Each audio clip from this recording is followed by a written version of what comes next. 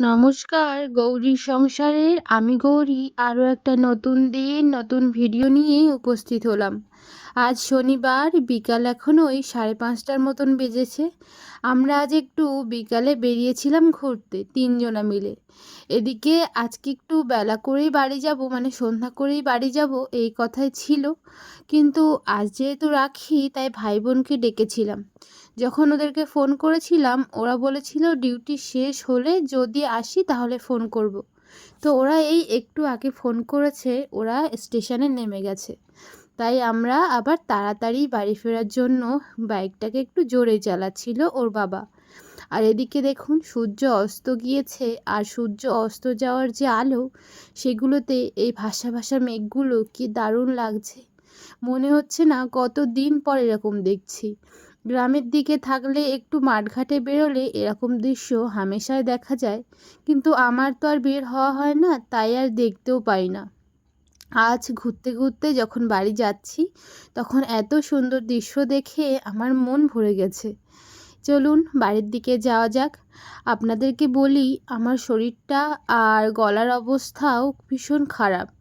সবার বাড়িতে তো এখন জ্বর হচ্ছেই, আর সেই জ্বরে আমিও পড়েছি। তাই সবাই একটু মানিয়ে গুছিয়ে নেবেন যদি কথা বা ভয়েস একটু খারাপ আসে। তো বাড়িতে এসে দেখি বোনরা এসেও গেছে আর দারুণ দারুণ রাখি এনেছে। আমার কাছে তো এত ভালো রাখি নেই, বোন আর ভাই মিলে কি দারুণ রাখি এনেছে কিনে। চলুন এদিকে ওরা রাখিগুলো মাকে আর মাম্মামকে দেখাচ্ছিল, আর আমরা বাড়িতে এসেই দেখি বোন আর মাম্মাম তাদের পরিচয় পর্ব মিটাচ্ছে, এদিকে ভাইও আছে। আমরা এসে এই সবেমাত্র ঢুকেছি, তারপরেই রাখি পরাতে বসেছি। কারণ আমরা এখনও সন্ধেবেলা টিফিনও করিনি, আর বাড়ি আসতে আসতে প্রায় 6:30 বেজে গেছিলো, সন্ধেও হয়ে গেছিলো জানেন। যেহেতু ভাই বোন ডিউটি থেকে এসেছে তাই ওদেরকে তো কিছু খেতে দিতেই হবে। তাই ওদেরকে আগে বললাম রাখিটা পরিয়ে নিই, তারপরে নয় খাওয়া দাওয়ার পর্বটা শুরু করা যাবে। তো চলুন, ভাই বোন না অনেক মিষ্টিও এনেছে, দিই ওদেরকে এখন মিষ্টি আর রাখি পরিয়ে তারপরে আমরা সন্ধেবেলা টিফিন করব। এই যে প্রথম ওর মামা তার ভাগ্নিকে রাখি পরাচ্ছে। এদিকে মাম্মাম তো রাখি পরার একেবারেই পাত্রী নয়, ও রাখি পরতেই চাইছে না। সারা দিনে ওকে 2টো রাখি পরানো গেছে, একটা ওর ঠাকমার আর একটা ওই পাড়াতে গেছিলাম না রাখি পরাতে, একটা দিদি পরিয়েছে সেটাই। তো চলুন এখন আমরা আমাদের পরিবারের ভাই বোন সবাই মিলে রাখি পরি। সকালে তো বাবু মা আপনাদের দাদা মাম্মাম সবাই একবার রাখি পরেছে, বাট ভাই বোন এসেছে, এখন আমি আমার ভাই বোনকে রাখি পরাবো, আবার বোন ভাই আমাকেও রাখি পরাবে। তাহলে চলুন এখন রাখি পরিয়ে নিই। আর আপনারা আমার ভিডিওটা কে কোথা থেকে দেখছেন অবশ্যই জানাবেন। ভিডিওটা যদি প্রথম দেখে থাকেন তাহলে চ্যানেলটিতে এসে একটা সাবস্ক্রাইব করে আমার বন্ধু হয়ে থাকবেন। আর ভিডিওটা যদি আপনাদের ভালো লেগে থাকে তাহলে একটা লাইক করে কমেন্ট করে যাবেন। তো চলুন এদিকে প্রথমেই বোন তার সুন্দর রাখিটা ভাইকে পরিয়ে দিল, তারপরে তার দাদাকে পরাবে। এই বছর বোন জামাইবাবুকে প্রথম রাখি পরাচ্ছে। আমাদের বিয়ে হয়েছে 3-4 বছর, কিন্তু কোনোবারই সুযোগ হয়ে ওঠেনি। হয়তো তার দাদার কাজ ছিল, নইলে বোনের। আর আমরা তো সবাই আগে সব জায়গাতেই কাজ করতাম, মানে ডিউটি আওয়ার্সের ভিতর থাকতাম, তাই না সেইভাবে রাখি পূর্ণিমা পালন করা হয়নি। এই বছর অনেক সুযোগ সুবিধা বুঝে সবার ছুটির দিনই পড়েছে, তাই জন্য এত ভালো একটা সময় আমরা কাটাতে পারছি। আর এই যে সুন্দর রাখিগুলো বক্সের ভিতরে এগুলো না আমার ভাই এনেছে। রাখিগুলো দেখতে এত দারুণ এত দারুণ, আমি না এরকম রাখি আগে দেখিনি। আমি না ভাবতাম আমার ভাইয়ের কোনো চয়েসই নেই, কিন্তু এত সুন্দর রাখি যে ভাইও আনতে পারে সেটা দেখি আমি না একটু অবাকই হয়েছি। চলুন তাহলে এখন বোন তার দাদাকে রাখি বেঁধে দিক। আজ আরও একজন মানুষ আমাদের সঙ্গে থাকতো, কিন্তু ওই যে কাজের জন্যই সে আর আসতে পারলো না। সে হচ্ছে শিবম, আমার বোনের উডবি হাজবেন্ড। তো চলুন এখন সে তার দাদাকে রাখি বাঁধুক। আর শিবমকে বলেছি পরের বছরে অবশ্যই যেন ও আসে আর ওকে রাখিও বাঁধবো। জানেন তো আমি না 2 বছর রাখি বাঁধিনি, মানে রাখি পূর্ণিমার অনুষ্ঠানেই কোনোভাবে অংশগ্রহণ করতে পারিনি। 2023-এ তো আমার ডিউটি ছিল, ভাই বোন দুজনারই ডিউটি ছিল। আর 24 সালে যে রাখি পূর্ণিমাটা চলে গেছিল, সেই রাখি পূর্ণিমাতেই আমার মাম্মাম হয়েছিল। ওই দিনেই ভাই আসছিল রাখি পরার জন্য, এমনকি আমার রাখি কেনাও ছিল। শুধুমাত্র রাখি পরাবো ভাই আসলে, সেই ইচ্ছাতেই বসেছিলাম জানেন। এদিকে সেই দিনও ছিল ডাক্তারের চেক আপ, তো সেখানে গেছিলাম। এবারে আমি জানতাম ভাই আসবে আর আমি একটু ভাইকে বলবো বিরিয়ানি আনতে। আমার প্রেগনেন্সিকালীন সময়ে আমি মাত্র একবার বিরিয়ানি খেয়েছিলাম। আর ইচ্ছা ছিল ওই ভাইফোঁটার দিনই আমি ভাইকে রাখি পরাবো আর রাত্রিতে সবাই মিলে বিরিয়ানি খাবো। কিন্তু সেই দিনই যখন ডক্টরের কাছে গেলাম, ডক্টর আমাকে বলল যে আপনি আজকেই সিজারটা করুন, তাহলে বাচ্চা ভালো থাকবে। আপনার বাচ্চার একটু কষ্ট হচ্ছে। তো সেই ভয়তেই তো আমরা তোড়জোড় করে তাড়াতাড়ি সেই দিনই সিজারের জন্য প্রস্তুত হয়ে পড়েছিলাম। এমনকি সেই দিনই সিজার করতে হয়েছিল।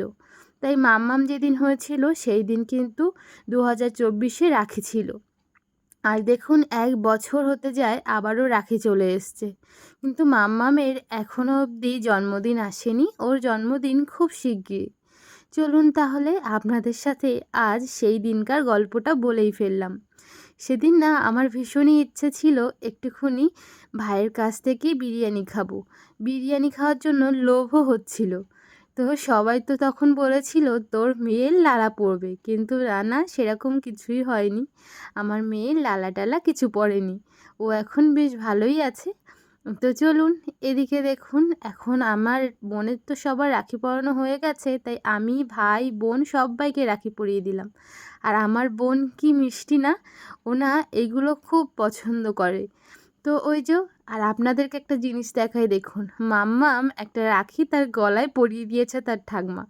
চিক হিসাবে কিন্তু ভীষণই ভালো লাগছে। আর এদিকে বোন যে মিষ্টিগুলো এনেছিল সেগুলো সবাইকে একটু খাইয়েও দিচ্ছিল। আচ্ছা, আপনারা রাখিতে কে কী গিফট পেলেন আর কার ভাই বোন রাখি পরালো আর কি গিফট দিল, অবশ্যই কিন্তু আমার কমেন্ট বক্সে এসে জানিয়ে যাবেন। চলুন এখন আমাদের রাখি পরা কমপ্লিট। আমরা এখন সন্ধেবেলার টিফিনটা করব। জানেন তো, এই অনেকগুলো মাস অনেকগুলো বছর পার হয়ে এই একটা দিনের আশায় আমরা থাকি। যেমন রাখি পূর্ণিমা, ঠিক আর একটা অনুষ্ঠান, সেটা হচ্ছে ভাতৃদ্বিতীয়া। রাখি পূর্ণিমার ভাতৃদ্বিতীয়া ভাই বোনদের জন্যই হয়তো ভগবান তৈরি করেছেন। আর এই রাখি পূর্ণিমা ভাতৃদ্বিতীয়া যেন আমরা সবাই সারা জীবন এভাবেই কাটাতে পারি, সবাই যেন নিজেদের মধ্যে এইভাবেই মিলটা রাখতে পারি। তো চলুন, এদিকে আমাদের রাখি পরানো হয়ে গেছিলো, আর এদিকে দেখি মাম্মাম তো মিষ্টি খাচ্ছে। আমি তো ওকে মিষ্টি খাওয়াতে একদমই পছন্দ করি না।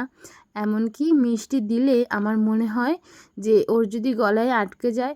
আর ওর না একটু কৃমির সমস্যাও হয়েছিল মাঝে, তো সেই জন্যই আমি ভয় পাচ্ছিলাম।